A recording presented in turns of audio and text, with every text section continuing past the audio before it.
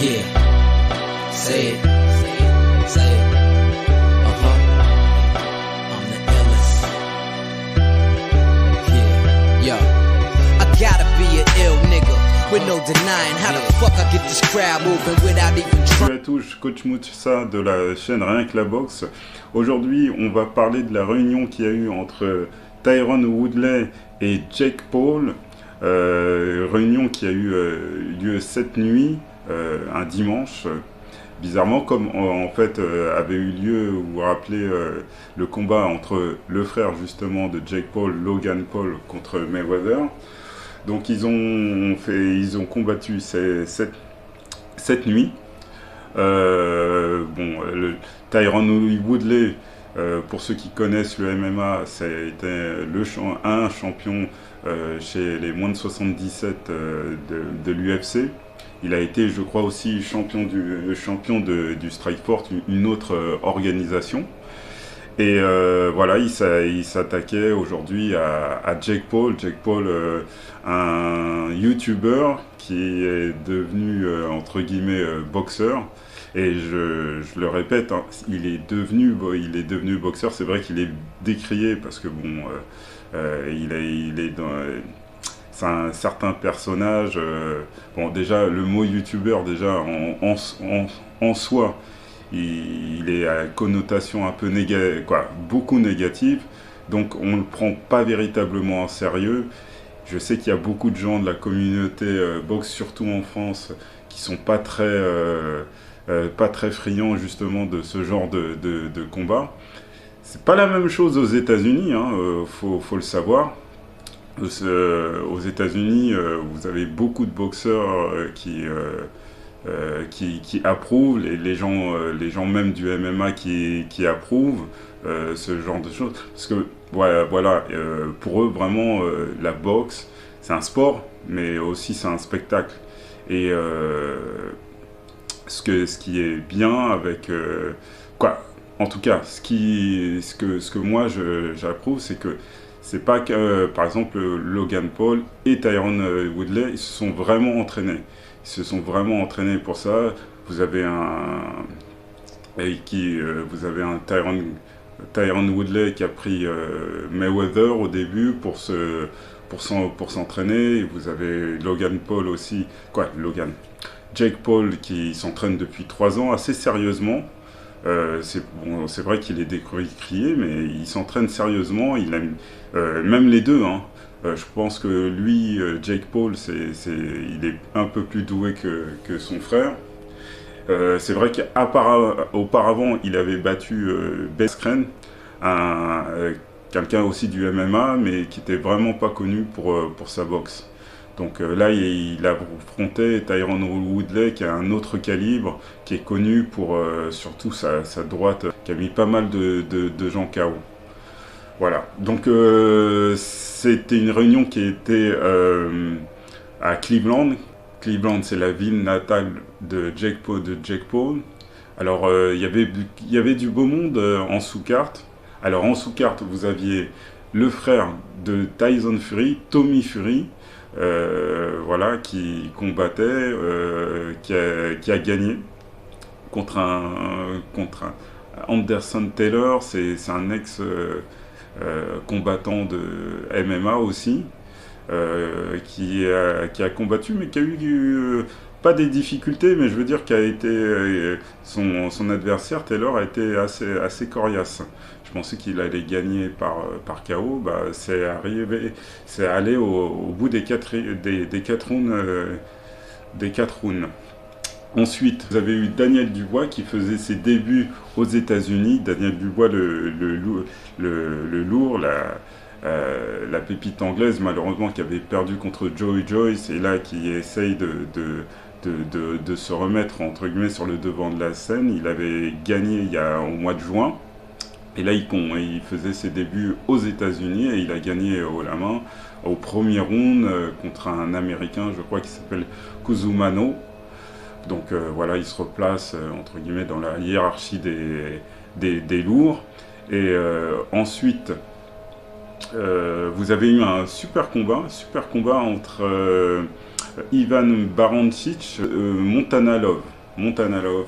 Alors Ivan Barancic, je ne sais pas si vous vous rappelez, c'était celui en 2020 qui avait fait un combat extraordinaire où il y avait eu 8 knockdowns contre un Mexicain qui s'appelait, un Américain mexicain qui s'appelait Zepeda. Donc il avait perdu, mais il y avait eu 8 knockdowns, ça avait été un des combats de l'année. Et là, il avait affaire à un boxeur assez talentueux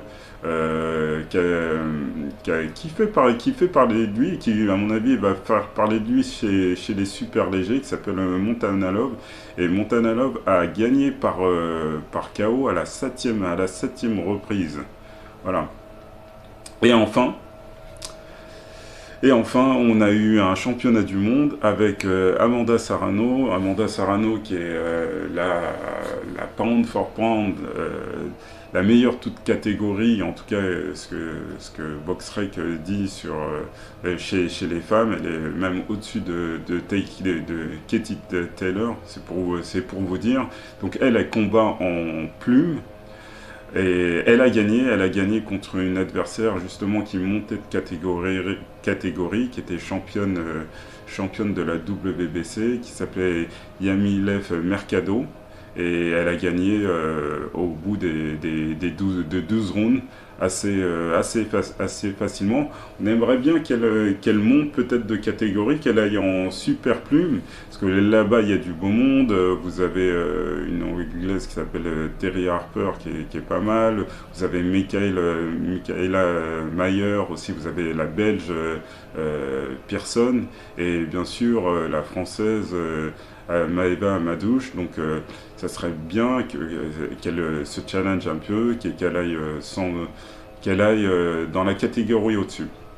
Et voilà, on va passer au main event entre Tyron Woodley et Jake Paul.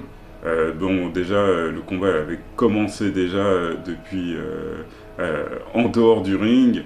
Il y a eu toute une histoire qui s'est déroulée cette semaine lors des conférences de presse où il y a eu une grosse embrouille entre les deux teams, parce qu'il y en avait un qui avait insulté la mère de Tyron Woodley qui en a pété les plombs, quoi. Mais bon, enfin, le combat a eu lieu. Et voilà, dans les premiers rounds, alors c'est Jake Paul qui a un petit peu imposé sa boxe, qui a été un peu plus technique. On a senti un Woodley qui était beaucoup plus attentif, et un Jake Paul qui se déplaçait assez bien, qui utilisait son jab avec quelques combinaisons, des fois quelques accélérations où il se jetait un petit peu sur Woodley. Ça a été pendant les 3 premières reprises. Et après, à la 4e reprise, on a senti un Woodley qui était beaucoup plus déterminé, qui a commencé à envoyer sa fameuse droite, et qui a fait mouche d'ailleurs, qui a envoyé Jake Paul dans ses retranchements et dans les cordes. Ça a été un round assez difficile pour lui. C'était la première fois qu'il faisait face à une certaine adversité, et vous avez à partir de ce moment-là, j'ai pensé que le combat allait changer de sens. Et ça a continué jusqu'au 5e round, où Woodley a imposé vraiment son physique. On voyait quelqu'un qui ne lâchait pas, et on avait justement un Jake Paul qui commençait ça se voyait sur son visage, qui commençait à être assez fatigué. Et vient la 6e où Jake Paul, malgré qu'il soit fatigué, il s'est bien repris. C'est bien repris en revenant entre guillemets à ses bases, le jab, le déplacement. Et Tyron Woodley, bizarrement, qui est concentré le plus frais, Et en fait, malheureusement, il en a jamais profité. Est-ce qu'il pensait aller au chaos? Je sais pas, mais bizarrement, entre guillemets, il était inactif, contrairement aux deux précédents rounds. Et malheureusement, jusqu'à la fin du combat, parce que c'était un combat en 8 rounds, Jake Paul, il a pas véritablement été mis en danger sur ces derniers rounds, alors que Tyron Woodley, je vous le répète, je le sentais qu'il était assez frais, hein. Bon, c'est vrai que Jake Paul, il était à la maison, donc à mon avis, ça l'a beaucoup aidé, le public. D'ailleurs, public, je sais pas si vous avez vu, la salle était comble, vraiment, je vous dis, hein. Alors c'est Jake Paul qui a gagné avec une décision partagée. Je pense que ça a été juste. J'ai donné 2-3 rounds en fait à Woodley. Il y a les derniers, peut-être il y a un ou deux rounds qui est un peu serré, mais je pense que le vainqueur est Jake Paul. Donc il y a eu un respect mutuel, hein, à la fin, malgré que ces deux gens, deux gentlemen là, se détestaient, surtout au début, hein. Bon, c'est un petit peu le jeu. Et ils se sont, en fait, Woodley a invité Jake à un match revanche. Et Jake Paul lui a dit, moi je veux bien te l'accorder, mais il faut que tu te tatoues, comme en fait c'était prévu. Ils avaient fait il l'avait défié que s'il gagnait, il devait se faire tatouer son j'aime Jake Paul sur sa jambe. Donc affaire à suivre. Il y a un combat aussi contre le Tommy Fury, hein, le frère de Tyson aussi, qui était aussi en pourparlers. Donc on va voir. Alors, que dire?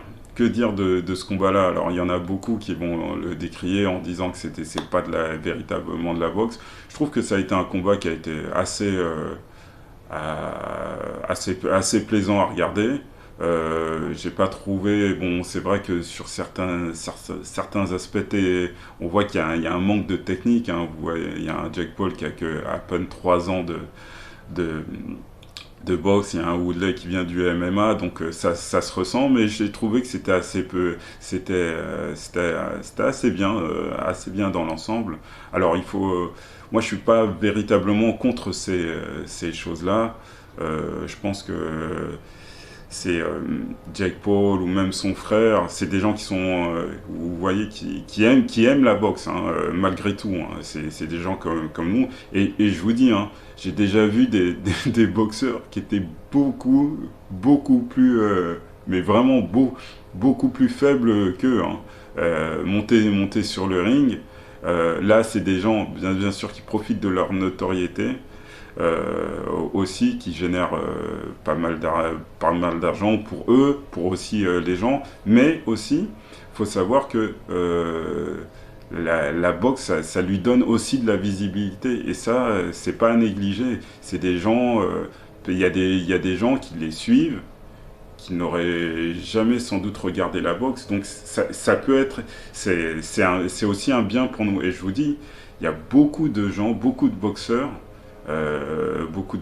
des Mayweather, il y en a très peu en fait qui sont contre. Donc en tout cas, c'est pour moi, ça ne peut être que bénéfique pour la boxe, et rien que la boxe. Alors si vous avez aimé la vidéo, en tout cas n'hésitez pas à liker, à commenter, à vous abonner aussi. Là, je pense qu'on va se retrouver pour le combat de Tony Yoka qui aura lieu le 10 septembre, je crois. Ça doit être le vendredi. Voilà, ça sera à Roland-Garros. Vous aurez un championnat d'Europe avec Mathieu Boderlich. Et vous aurez le premier combat professionnel de Hugo Mikalev, le boxeur monégasque. Allez, je vous dis à plus tard, à bientôt.